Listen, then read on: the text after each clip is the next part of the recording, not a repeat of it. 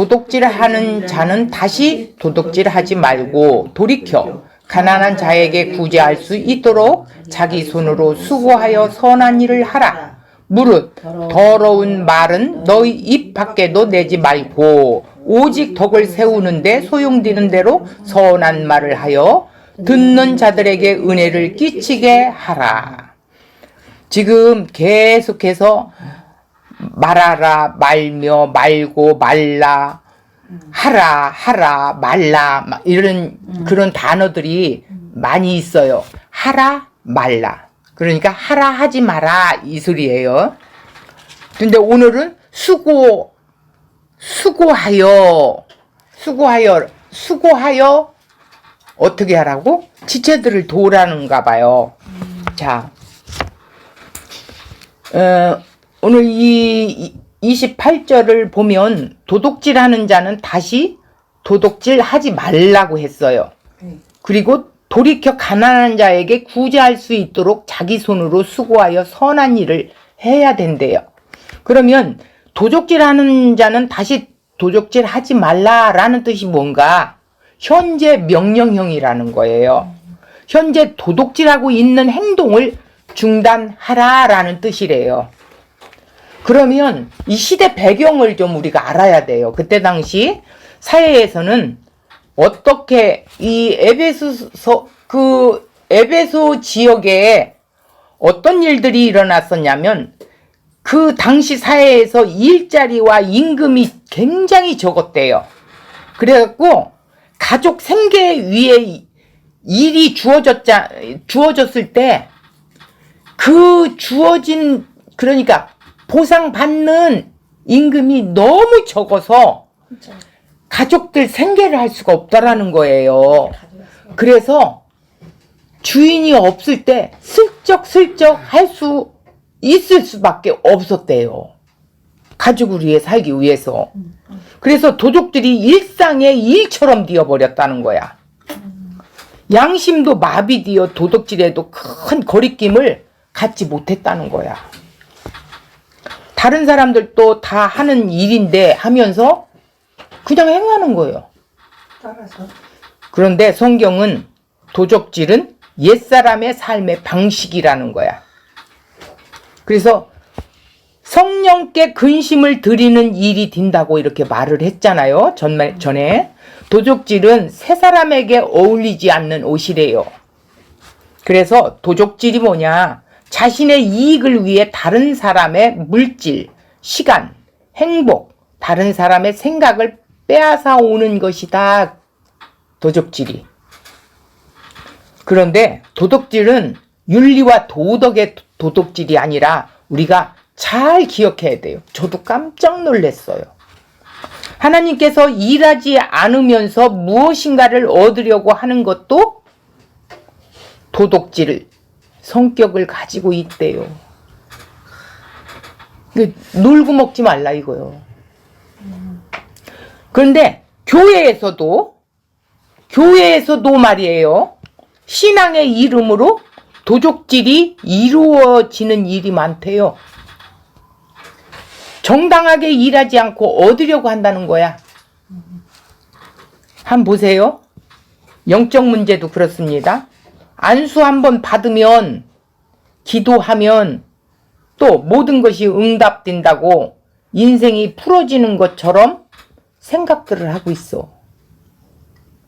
이건 미신적인 거예요. 도적질은 극소수에 해당될 것이기에 교회 전체를 대상으로 할 말로는 지나치다는 생각들이 들 것입니다. 그러나 또 자신의 도둑질하는 사람으로 취급하는 말처럼 들릴 수 있기에 마음이 불편해질 수도 있겠죠. 이 말을 하면. 자, 28절을 들으면서 그래 나는 도둑질하는 사람이다 라는 자기 인정보다는 어떻게 해요? 나는 도둑질 한 적이 없어. 이렇게 생각한다라는 거야. 나 도둑질 안 했어. 왜? 윤리와 도덕으로 보면 나는 도둑질한 사람이 아니야. 교회를 다니는 직분자도 그렇단 말이에요. 성경을 그런 시각으로 받아들이게 되면 살인하지 말라. 계명에 나는 살인한 적이 없는데 이렇게 반응을 보일 것이라는 거지. 술 취하지 말라 이렇게 말하면 어머 나는 술 마시지 않는 사람이야 이렇게 반응을 보여. 이거는 정말 모르는 거예요. 잘못 생각하는 거고 결국 성경을 자신에게 해당되는 것과 해당되지 않는 것으로 나누면서 해당되는 말씀만 적절하게 지키면 된다는 방식으로 흘러가기 십상이라는 거야. 모든 성경은 우리를 그리스도의 십자가로 이끌어가게 돼 있어요. 십자가에서 확증된 주님의 사랑을 보게 하고 그 사랑으로 감사하고 찬송케 하는 것이 성경의 목적이지요. 때문에 그 어떤 성경 말씀에 대해서도 나에게는 해당되지 않는다는 반응이 나올 수가 없다라는 거예요. 바울이 도둑질에 대해 말하는 것은 당시 에베소 교회에 도난 사고가 잦았기 때문이 아니라는 거예요. 그래서 도둑질하지 말라 이 말이 아니라는 거예요. 우리가 서로 지체가 됨이라 이런 말씀 위에 있죠. 위 절절에 있어요. 바울이 초점을 두고 있는 것은 지체의 관계로 하나님께 함께하는 교회예요. 지체로 관계하는 함께하는 교회란 말이에요. 이게 서로 지체됨이라 이렇게 한 거예요. 그런데 바울은 교회가 무엇을 해야 한다는 것에 중점을 두지 않았어요. 아예 관심도 없어요. 그런 것은. 그 이유는 교회는 무엇을 하는 것으로 교회됨이 증거되는 것이 아니기 때문이야. 이것은 교회가 무엇을 함으로 하나님께 영광되는 것이 아니라는 거예요. 뭘 해서 하는 것이 아니라는 거예요.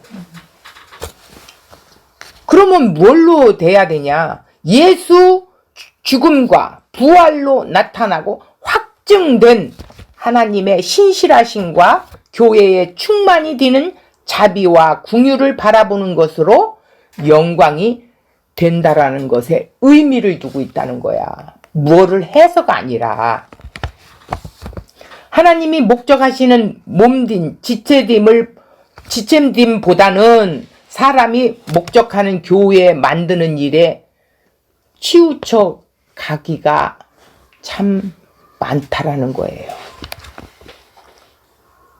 서로 지체가 되었다는 것은 지체가 될 대상을 내가 선별하고 선택하는 것이 아니잖아요. 하나님께서 일방적으로 이루신 관계로 외적 조건이 서로 다른 다양한 사람들이 지체로 이렇게 묶여져 있단 말이에요. 교회는. 지체의 관계에서 확인해야 하는 것은 모두가 뭐라고? 허물과 죄로 죽었던 자가 새 생명을 얻은 거듭난 출생으로 하나님의 용서와 은혜로 말미암아 하나님의 자녀가 되는 신분이 변화가 일어났다는 거예요. 그러면 우리는 신분이 변화됐지요. 전주에 신분과 상태에 대해서 이야기했죠. 신분이 뭐예요? 하나님의 자녀 됐어요. 전에는 마귀의 자녀였어요. 그 마귀의 속에서 우리를 끄집어내셨어요. 예수의 의로. 십자가의 대속과 의롭담으로 우리를 끌어내셔서 우리를 거듭나게 하셨단 말이에요. 우리가 무엇을 해서가 얻은 게 아니에요. 그런데 상태는 상태는 뭐예요? 옛사람이냐 새사람이냐? 새사람이 되어야 되는데 아직도 옛사람에 머물러 있고 과정 속에 있다라는 거야. 그래서 상태가 중요하다는 거예요. 자, 신분으로 구원받습니까? 상태로 구원받습니까? 신분? 네. 신분이 구원을 이미 받았어요. 그러면 성령이 우리에게 오셔서 우리가 거처가 돼서 우리는 성전이라겠지. 함께 패밀리가 됐어요. 주님과 뛸래 뛸 수 없는 한 몸이 됐단 말이에요. 그러면 다시는 너를 떠나지 않는데 끊을 자가 없대. 그 사랑, 그리스도의 사랑에서 끊을 자가 없대. 그런데 상태는 여전히 넘어지고 쓰러지기 일쑤야. 그래서 오늘 사도 바울이 말씀한 내용이 28절 29절이에요. 도적질 하지 말라. 도적질하면 지옥가 이게 아니고 너희는 새 사람으로 이미 거듭났으니 이제는 신분답게 살아야지. 상태를 이제는 성령을 통해 변화받아야 된다라는 거야. 그럼 우리의 기도의 목적이 뭐야? 하나님, 나는 할 수가 없어요. 도와주세요. 내가 자꾸 이렇게 넘어지네요. 이러면서 구하는 거예요. 그때 성령님이 나를 일으키시고 이끌으시고 또 넘어짐 속에서 깨달음을 주시고 더 한 걸음 갈 수 있도록 이끌어 가시고 한다라는 겁니다. 자, 그래서 지체 누군가가 실수를 해도 그에게 하나님이 함께 하시고 간섭하시며 진리로 인도하실 것을 믿게 되는 거예요. 새 사람이 된 사람은. 자, 먼저 도둑질은 남의 물건을 훔친 것으로만 이해하면 절대 안 됩니다. 10계명에 도적질하지 말라. 이 계명 역시 단순히 남의 물건을 훔치지 말라는 의미가 아닙니다. 도적질은 내 소유가 아닌 것을 몰래 가져와 자기 것으로 소유하는 것을 뜻하는데, 도둑질은 애당초 자신의 소유가 아니고 자기 소유가 될 수 없는 것을 자기 소유로 삼은 거예요. 도둑질하지 말라라는 제7계명에 주는 의미는, 잘 들으셔야 돼요. 하나님이 창조하신 이 세상에서 인간이 자기 소유라고 주장할 수 있는 것은 아무것도 없다. 그렇게 살으셨습니까? 저는 그렇지 못했어요. 이스라엘은 종되었던 애굽에서 하나님의 은혜로 나왔지요. 그들이 가나안 땅에 들어가 그 땅을 기업으로 받게 된 것은 그들의 힘과 무관한 전적인 하나님의 은혜였어요. 따라서 이스라엘이 하나님의 은혜를 입지 않고 산다면 비록 자신들에게 기업으로 주어진 것이라 할지라도 내 소유라는 생각을 하지 않을 것이고, 이것은 이웃의 관계에서 명백히 드러나게 될 것입니다. 그럼 어떻게 드러나게 될까요? 하나님이 있게 하신 고아, 과부 같은 약자들을 무시하거나 억압하지 않고 자신과 동등하게 하나님의 은혜 아래에 있는 관계로 대하게 되는 것이라는 거예요. 이게 도둑질하지 않는 거라는 거예요. 그런데 이렇게 고아, 과부, 가난한 자를 도울 때 내가 이렇게 했어. 이거는 도둑질한 거야. 잘 들으셔야 돼요. 하나님이 나에게 주신 것은 그런 데 쓰라고 주셨다라는 거예요. 근데 우리는 내가 이래서 했잖아. 내가 머리가 좋아서 머리를 잘 굴려가지고 내가 내 재산을 늘려놨어. 그러니까 나는 나 혼자 먹고 살아. 내 자식 물려줘야 돼. 도적질한 거라는 거야. 나 등어리가 오싹했어요. 도적질이 그런 뜻이라는 걸 나는 전혀 몰랐어요. 막 얼굴이 막 달아오르더라고. 막 뭔가 헤드로 한번 맞은 기분이었어요. 야, 도둑질이 이런 거구나. 맞아. 나는 죽은 자야 말은 잘했는데 죽은 자는 소유가 없잖아. 무소유잖아. 근데 내 거라고 하고 있었어. 우리가 예수를 믿는다고 하면서도 기독교가 아직도 갈 길이 멀고 있어요. 평신도인 저도 이걸 이제 지금 신앙생활이 40년 가까이가 돼. 그런데 이 도적질이라는 단어 하나를 인제서 깨달았으니 가슴 칠 노릇이죠. 내가 이걸 몰랐으면 이거 어떻게 됐을까? 내가 힘써서 벌었다는 이유로 내 수중에 있는 것은 내 소유로 여긴다면 하나님의 관계에서 그것은 도적질 하는 것이 됩니다.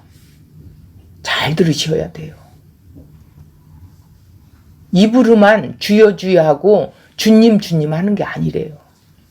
하나님의 소유를 나의 소유로 간주하고 있으니 도적질이 되는 것입니다. 이런 의미에서 도적질하지 말라는 계명을 주신 거예요. 28절도 그런 시각으로 이해해야 된다라는 것이죠. 도둑질하는 자는 누굽니까? 바로 우리 자신이었습니다. 내게 있는 소유를 자랑하고 비교하면서 타인보다 더 많은 소유를 가졌다는 것으로 우월감 같은 것, 하나님 것을 훔쳐다가 내 것을 삼은 것이 된 거예요. 그러므로 도적질하지 말라고 라는 말은 너희 소유는 없음을 알아야 한다, 이 뜻이래요. 소유의 문제를 그동안 하나님의 은혜를 말하며 믿는다고 했던 말이 부끄러워질 수밖에 없어요. 너무 부끄러웠어요. 내 수중에 있는 것을 당연히 내 소유로 간주하면서 은혜를 말했고 죄인이라는 말을 했어요. 나는 죄인입니다, 주님. 죄인이면 죽은 자예요. 죽은 자에게 무슨 소유가 있어요. 그러고 보면 우리는 죄인이라고 하면서 죄인 흉내만 낸 거죠. 사실은 소유로 인해 울고 웃고 소유의 많고 적음으로 사람을 비교하면서 살았던 이방인들이었지요, 우리가. 교회에서 사람을 대할 때도 소유가 많은 자와 적은 자에 따라 차별적인 모습을 은연중에 보이기도 하고요. 하나님의 은혜로 살아가는 현실에서 나의 소유는 없고 내 수중에 있는 것은 내 힘으로 지킬 수 없습니다. 내 힘으로 지킬 수 없다는 것이 나의 소유가 없다는 것입니다. 증거가 되는 거예요, 그게. 심지어 보세요. 내 머리카락 하나도 나의 소유 것이 아니에요.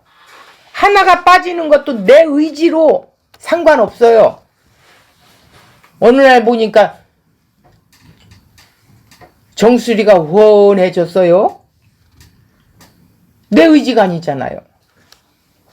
나의 소유가 없음을 아는 것이 진짜 무소유라는 거예요. 주님, 나는 소유가 하나도 없습니다. 다 주님 것입니다. 나는 그저 주님이 나를 건져냈을 때 나는 빈털털이었어요. 오직 아버지 은혜로만이 내가 건짐받았어요. 그런 자란 말이에요.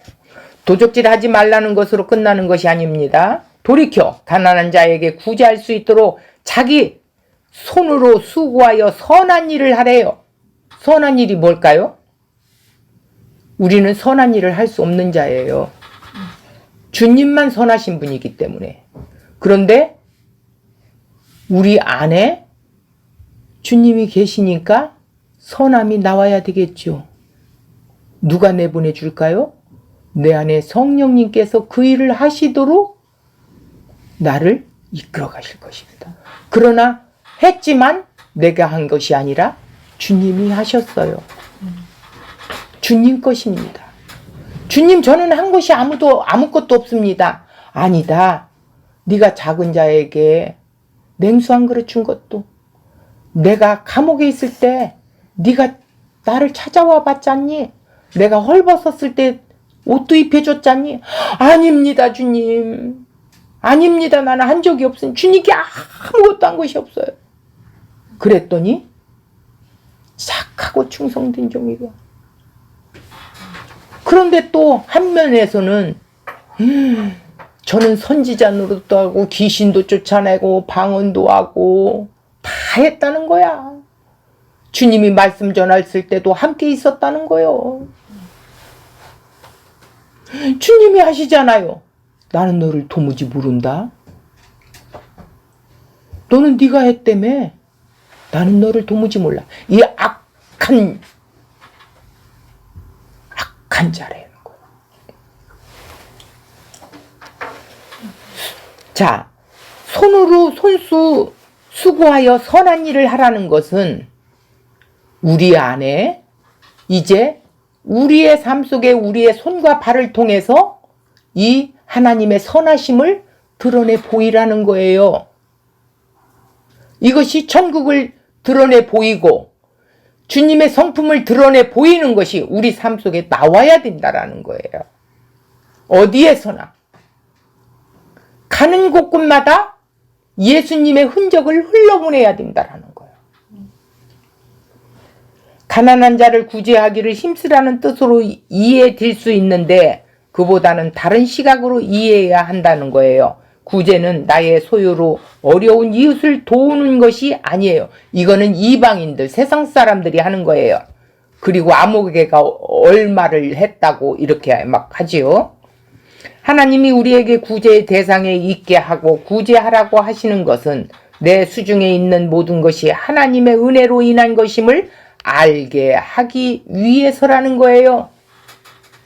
내가 이렇게 지금 수고하는 모든 걸 통해서 섬길 때, 지체를 섬길 때 이거는 하나님이 주신 거구나.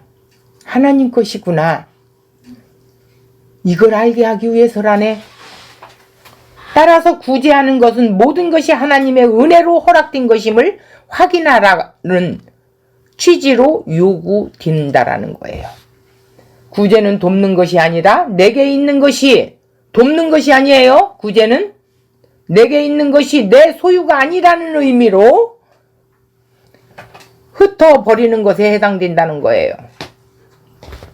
이것이 진정으로, 그러니까 내 것이 아닌 주님의 걸 갖다가 흘러보내는 거예요. 필요한 곳에. 그게 주님이 하신 거라는 거예요. 주님이 주셔서 하는 거니까. 이것이 진정으로 하나님의 은혜 아래 지체의 관계로 함께하고 있는 교회임을 사도는 증명하고 있어요. 그래서 가난한 자에게 구제할 수 있도록 자기 손으로 수고하고 선한 일을 하라는 거예요. 그래서 선한 일을 하라. 비록 내가 수고하여 내 수중에 있게 된 것이라 할지라도 내가 수고하여서 내 수중에 이제 호주머니가 두둑하게 있다. 이렇게 이해를 한다면 이 또한 하나님 은혜로 인한 것임을 아는 것이 선한 일이라는 뜻이야. 내가 오늘 일해서 일당을 벌었어. 참 하나님 은혜다. 주님이 또 이걸 가지고 뭐를 하라고 하시나. 주님 말씀하세요. 이렇게 한다는 거. 신자는 자기 소유를 쌓기 위해 일하지 않습니다. 자기 소유를 쌓기 위해서 일하지 않는데요. 하나님의 은혜와 허락하심으로 나의 수중에 머물게 될 그런 뿐만 아니라 소유의 많음으로 자신을 과시하거나 적음으로 인해 부끄러워하지 않아요. 노동의 목적은 부의 축적이 아니라 이웃을 돕는 선한 일이다. 부의 목적, 추측하는 거, 모으는 거는. 이웃이 뭐라고 했어요?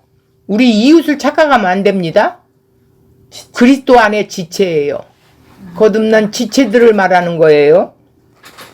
이것이 그의 은혜 아래 그의 몸에 속한 지체의 관계로 모이는 교회됨이라는 것을 확인하는 것이에요. 이러한 교회를 우리 스스로 멸시하고 가볍게 여긴다면 십자가를 멸시하고 우롱하는 것밖에는 될 수 없어요. 때문에 교회에서 신자의 교제는, 교회에서 신자의 교제는 뭐예요? 오직 믿음으로만 가능하다. 십자가만을 바라보고 그의 피의 은혜로 감사하고 기뻐하는 지체의 관계에서 오직 복음으로 인한 교제가 가능한 것이다. 거듭나게 하셨습니까? 그렇다면 우리는 선한 일을 해야 한다라는 거예요. 이렇게 선한 일을 해야 하는 이유 가운데 하나가 뭘까요? 가난한 사람을 구제하기 위해서라는 거예요. 즉 다른 사람 유익을 위해서 우리는 일하는 거예요. 자, 자기 손으로라는 것은 수고함, 자신에게 주어진 여건과 직업에 성실히 최선을 다하는 것이에요. 세 사람은 이런 삶을 살아간다는 것이죠. 하나님께서는 은혜를 주시지만 동시에 땀을 요구하셔요. 자신의 몸을 돌보듯이 다른 사람을 돌보기 위해서 자신의 손으로 수고하는 성실한 삶을 살아야 하는 것이 교회의 목적이래요. 일확천금 같은 것 바라면 안 돼요. 그게 도덕집 심보래요. 왜 도박합니까? 수고하지 않고 수확을 거두려고 하는 도덕 심보라는 거지요. 절대 게으름 피우지 말고 수고해서 갖게 하라는 거예요. 초대교회가 성령님의 다스림 속에 사도행전 2장 45절 재산과 소유를 팔아 각 사람의 필요를 따라 나누어 주는 삶을 살았대요. 근데 그때 교회하고 지금 교회가 왜 틀릴까요? 교회가 아니니까 틀린 거예요. 말만 교회예요. 교회라면 초대교회에 같아진다라는 거예요. 정말 복음으로 거듭난 자들은 그렇게 살아줘요. 그런 지체들을 만나면 도와줘요. 진짜 내 형제 같아요. 피로나는 형제이기 때문에 이 혈육의 형제보다 더해요. 왜 더한 줄 아세요?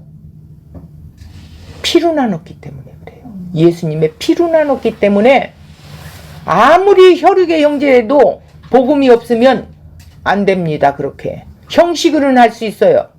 그리고 복음을 그들에게 전하기 위해서는 할 수 있지만 정말 지체와 같이는 안 된다라는 거예요. 이기심 없는 공동체를 이루게 된다라는 거예요. 초대교회는 성령님께서 이런 적극적인 순종의 삶을 기뻐하신대요. 그렇지 않고 자신을 위해 재물을 쌓는다면 어떻게 되겠어요? 성령님을 근심시키죠.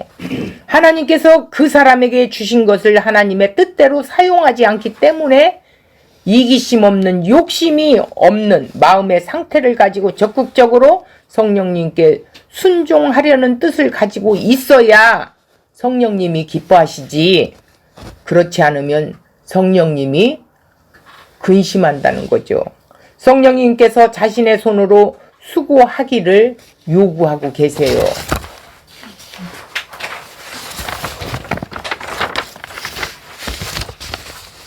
교회가 우리가 이런 실수를 많이 범했습니다.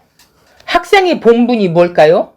공부해서 지식을 쌓는 것이 학생의 본분이죠. 그런데 학생들에게 공부는 하라고 안 하면서 기도만 하면 돼, 이렇게 얘기하면 안 되겠죠. 기도가 공부를 대신할까요? 없어요. 기도가 우리 그리스도인들을 해야 할 수고를 대신할까요? 기도만 하면 된대요. 이거는 미신적인 거예요. 기도가 구제하는 것을 대신할까요? 기도했으면 그대로 실행해야 돼요. 도와주세요 해놓고 자기는 뒷짐지고 있어요. 주님 저 사람 좀 도와주세요 해놓고 자기는 뒷짐지고 있단 말이야. 선한 일은 자신의 손으로 수고하는 땀이 있어야 합니다. 주어진 삶 속에서 열심히 최선을 다하여 성실하게 하루하루를 사는 것이 신앙 생활이래요.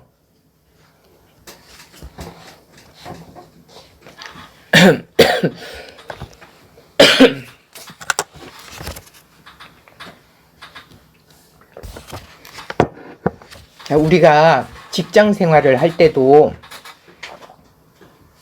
직장에서도 최선을 다해야 된대요. 불평하거나 불만을 하면 빨리 그만둬야 된대. 왜 불평을 하면서 거기에 붙어 있어? 빨리 그만둬야 된다는 거야. 아니면 거기에 내가 있어야 할 형편이면 최선을 다하라는 거야. 하나님이 그렇게 붙여줬다는 거야. 이게 모든 것이 하나님께로부터 왔다라는 걸 우리가 자각하지 못하니까 우리가 이렇게 옛사람의 성품이 나오게 되는 거야. 자, 29절 보겠습니다. 무릇 더러운 말은 너희 입 밖에도 내지 말고 이랬어요. 오직 덕을 세우는데 소용되는 대로 선한 말을 하여 듣는 자들에게 은혜를 끼치게 하라 그랬어요. 이건 정말 크리스찬들이 심중하게 언어는 그 사람의 인격과 그 사람의 품위를 담고 있죠. 언어는 마음과 연관되어 있어요. 마태복음 12장 34절 마음에 가득한 것이 입으로 낸대요. 그 생각을 속마음을 표현하고 있는 것이 말입니다.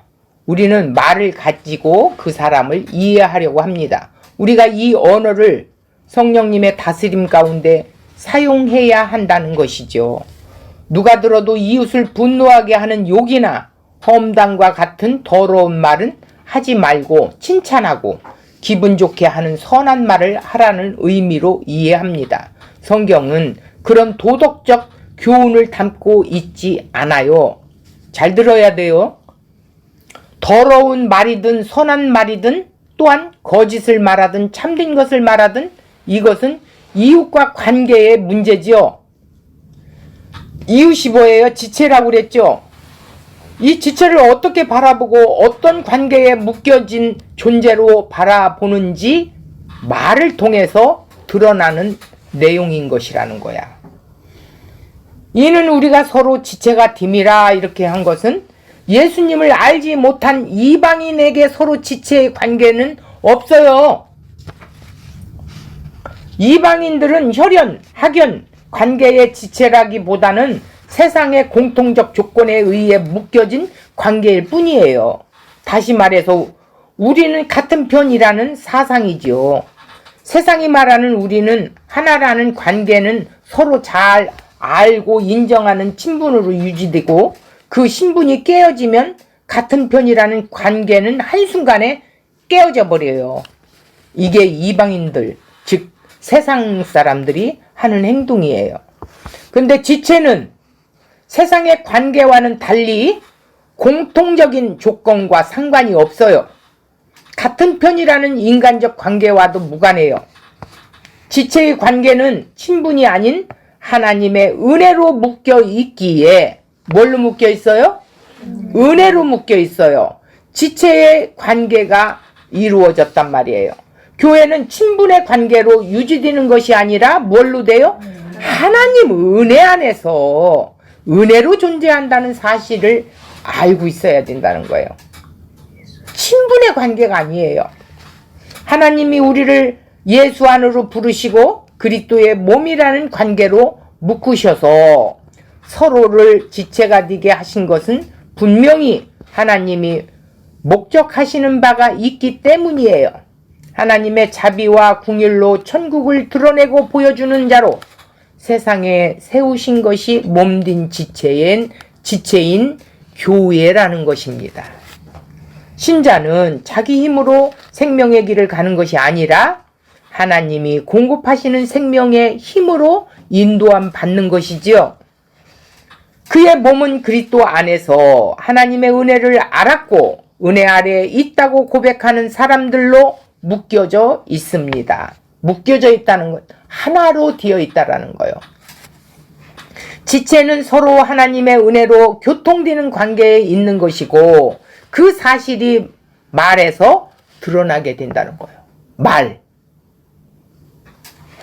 이것이 의미하는 것은 교회는 서로 자신을 증명하는 것으로 나타나지 않는다는 것입니다. 그러니까 자신을 증명하며 나타나는 것은 있을 수가 없어요. 교회는. 그러니까 자기 자랑 뭐 이런 거 교회에서 백날 해봐야 아유 쩌쩌 하고 말아요. 그 사람을 어머 이게 아니에요. 그래 저분이 아직 몰라서 그래. 그러고 마는 거예요. 그렇기 때문에 더러운 말은 용납되지 않는 것이 즉 교회라는 것이에요. 더러운 말이란 어떤 말인지는 명확히 알 수 없지만 하나님이 아닌 자기를 위하여 살아가는 모든 것이 더러운 것이래요. 하나님이 아닌 자기 것으로 살아가는 것, 자기를 위해 살아가는 것, 자기 의를 위하여 사는 것, 이게 더러운 삶이고 더러운 짓이고, 또 그런 사람은 자기 의를 드러내며 말을 하죠. 더러운 말이라는 거예요. 이게 규정함으로 자신을 나타내고 자기를 증명하며 우월성을 세우고자 하는 모든 말로 말을 해요. 이것은 더러운 말이래요. 자신을 세우고자 하고 자기 정당성을 나타내고자 하는 말들이 더러운 말인 것입니다. 자기 정당성을 나타내고자 할 때 필요한 것은 상대방의 부당함을 말하는 거죠. 나는 정당한데 너는 부당해, 이렇게 말하게 되죠. 근데 나한테 부당하다고 해도 나는 말을 할 수가 없다는 거야. 주님이 아시니까 내가 아니야 하며 대들을 수가 없잖아요. 더러운 말을 하면 안 되니까. 즉 상대를 무너뜨리고 대신 자신을 세우고자 하는 것이 더러운 말에 해당되는 거예요. 대개 싸우면 대부분 다 그렇지요? 이게 더러운 말이래요. 사람은 누구나 옳음을 주장하고 싶고 옳음을 주장하고 싶어 하지요? 네. 말로는 죄인이라고 하면서 정당하고 옳은 자로 서 있고 싶어 해요. 이게 인간이에요. 심지어는 나는 죄인임을 고백하기 때문에 옳은 자다라고 하면서 스스로 기만하고 속이고 있어요. 자신을 속이고 있어. 결국 예수 그리스도의 십자가 앞에 자신을 세우는 것이 아니라 사람 앞에 세우려고 옳고 그름을 따지고 비교하는 그런 관계에 전락되어 버리고 그 속에서 악하고 더러운 말이 튀어나오게 된다라는 거예요. 그러니까 사람 앞에 자기를 세우려고 하는 거야. 이게 더러운 말이야. 신자가 자신의 죄인됨을 진심으로 자각하고 하나님의 은혜로 인한 감사와 기쁨이 있다면 그는 어떻게 될까요? 스스로를 증명하지 않게 돼요. 그래, 따지면 뭐하겠냐. 십자가를 은혜를 말하는 우리가 어떤 길로 가는지 확인해야 하는 거예요. 그래서 더러운 말이 자신을 증명하고자 하는 말입니다. 더러운 말은 자신을 증명하려고 하는데 이 세 사람은 그런 말을 할 필요가 없다라는 거죠. 이 더러운 말은 썩었다, 부패되었다, 공동체를 깨트리는 언어, 불평성이나 중상모략하는 냉소적인 말, 이 상처 주는 말, 더러운 말은 이 세상 사람들의 말의 특성으로 이기적이고 자신을 항상 중심에 두고 말을 하고 있어요. 이게 세상 사람들의 특성이라는 거예요. 부패함이 있기 때문에 거기에 나오는 말은 상대방을 파괴시키는 특성이 있어요. 다른 사람의 인격을 손상시키고 사랑이 없이 강하게 비판하고 다른 사람의 약점을 건드리죠. 네. 상대방의 입장을 배려하지 않고 진실인지 거짓인지 제대로 확인도 하지 않고 다른 사람의 말을 듣고 그냥 판단하고 동조하고 때로는 악담하고 자신 이익을 위해서는 어떤 말도 쏟아내는 것이에요. 이게 우리의 모습이었어요. 맞아요. 이제 새 사람입니다. 하나님의 자녀가 되었으면 이런 언어 우리 속에서 버려야겠죠. 그럼 선한 말은 뭐냐? 교회는 세우는데 유익이 되는 말, 이것이 선한 말이다. 지체를 세우는데 좋은 말이 뭐예요? 선한 말이 뭐예요? 지체를 유익시키는 말을 하라는 거예요. 이게 선한 말이래요. 성경은 관계성을 중요하게 다룹니다. 우리는 다른 성도들과 한 몸으로 묶여진 함께 사는 사람이라는 사실입니다. 성도는 성숙한 다른 사람과 관계에서 드러납니다. 홀로 뛰어남에서 드러나는 것이 아니에요.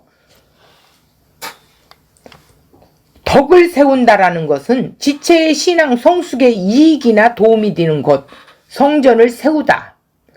예수의 몸을 세우는 일에 소용되어 있는 선한 말을 하라는 것입니다.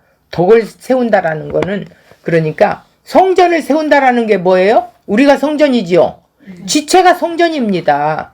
지체를 연약한 지체를 세우는 것도 성전을 세우는 거예요.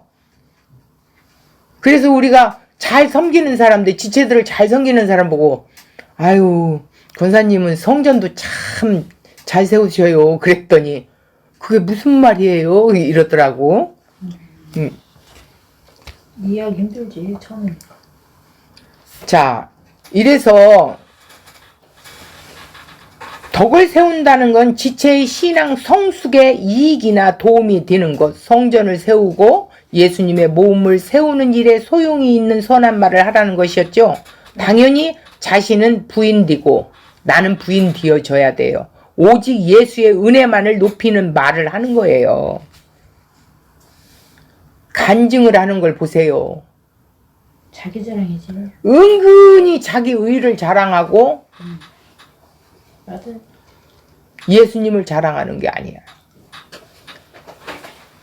이처럼 지체의 관계에서 나타나야 하는 말은 은혜를 끼치는 선한 말인 것입니다.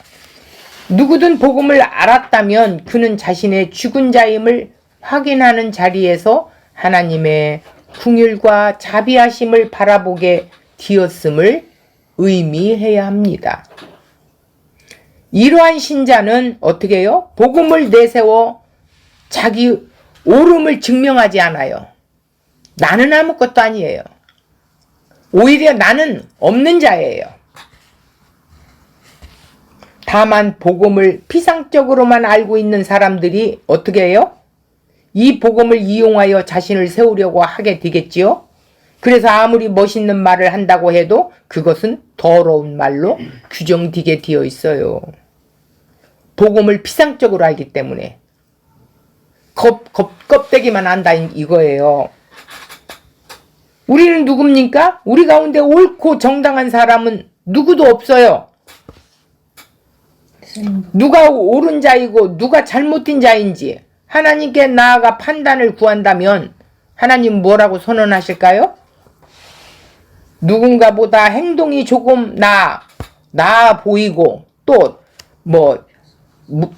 태도가 좋아 보이고 그런다는 걸로 한다는 것이 아니에요. 그런 것은 더러운 존재라는 거예요. 모두가 동일한 신분으로 하나님만을 바라보게 되어야 된대요. 하나님은 우리를 이러한 사람으로 세워 가시게 됩니다.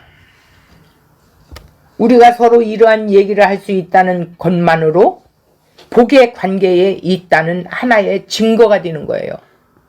복이 뭐라고 그랬어요? 그리스도 안에 있는 게 복이에요. 구원받은 게 복이에요.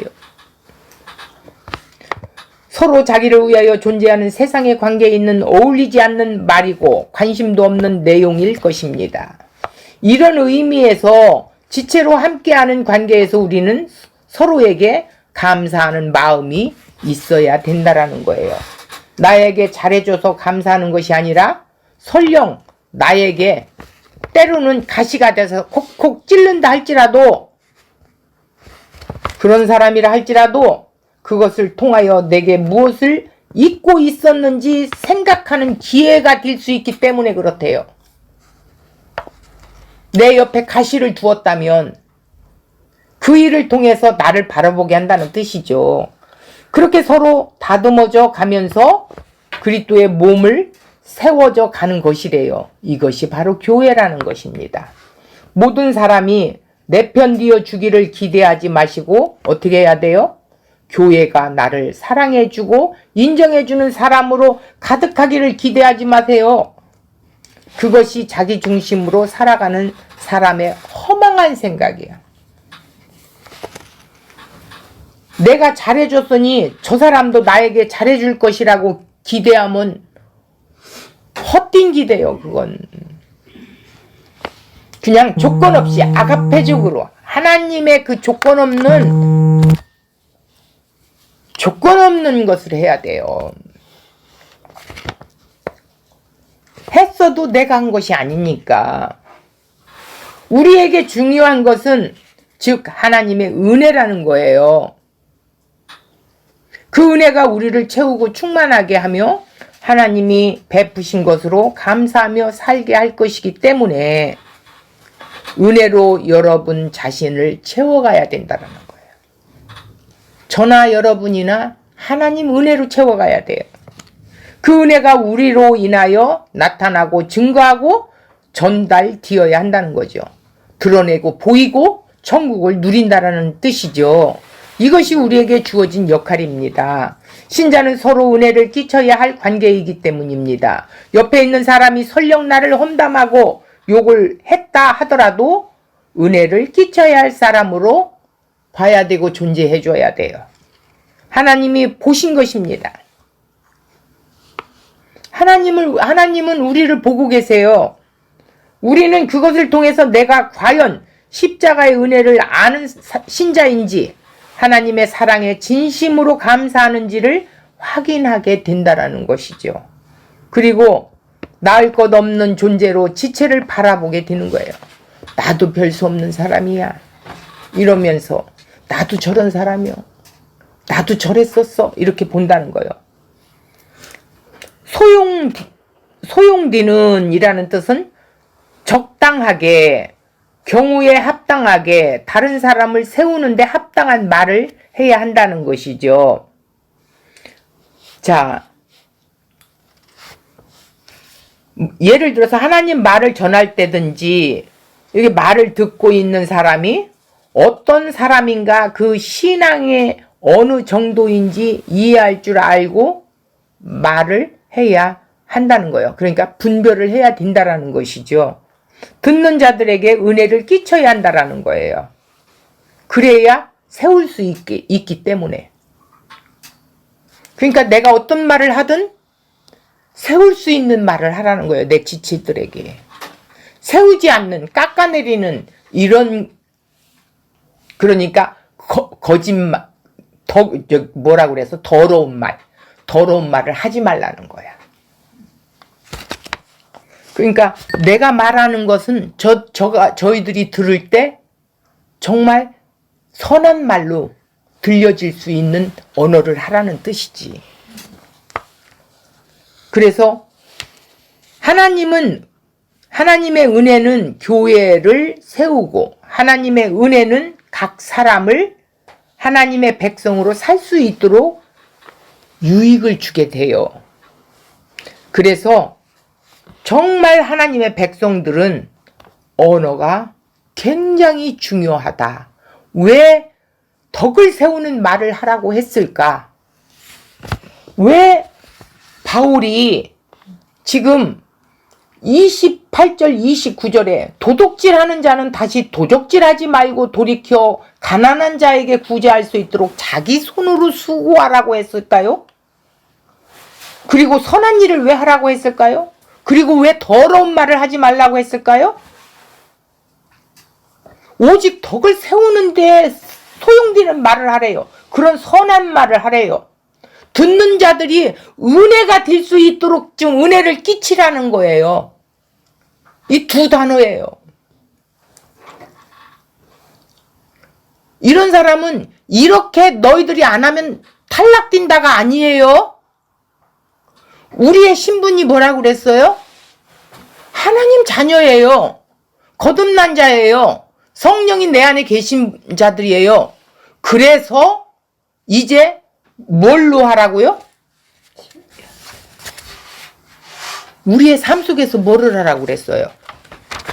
상태 구원을 이루어 가라는 거예요.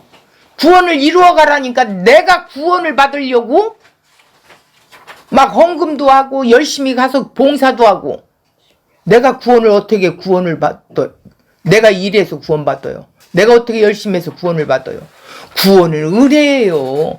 전적인 예수 그리스도의 십자가의 은혜예요. 그분이 나를 구속하지 않았으면 구원받을 수가 없는 죄인 중에 죄인이었어요. 그런데 지금 바울이 말하는 것은 상태의 구원을 말하는 거예요. 이루어 가라는 거예요, 구원을. 어떻게? 너희들은 지금 28절에 도둑질 하지 말라는 거예요. 하나님 것이라는 거예요. 네 거로 착각하지 말라는 거예요. 한마디로 짧게 말하면 모든 것이 하나님의 소유다. 나는 무소유다. 이렇게 보라는 거예요.